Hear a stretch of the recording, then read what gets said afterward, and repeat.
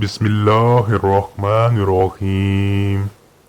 آپ صلی اللہ علیہ وسلم نے وحی کے رک جانے کے زمانے کے حالات بیان فرماتے ہوئے کہا کہ ایک روز میں چلا جا رہا تھا کہ اچانک میں نے آسمان کی طرف ایک آواز سنی اور میں نے اپنا سر آسمان کی طرف اٹھایا۔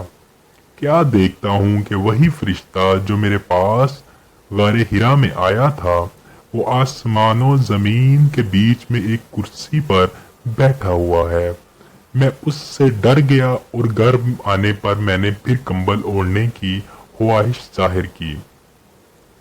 اس وقت اللہ پاک کی طرف سے یہ آیات نازل ہوئیں: اے لحاف اوڑھ کر لیٹنے والے، اٹھ کھڑا ہو اور لوگوں کو عذاب الہی سے ڈرا، اور اپنے رب کی بڑائی بیان کر اور اپنے کپڑوں کو پاک صاف رکھ اور گندگی سے دور رہ۔ اس کے بعد وہی تیزی کے ساتھ پے در پے آنے لگی۔ صحیح بخاری حدیث نمبر 4۔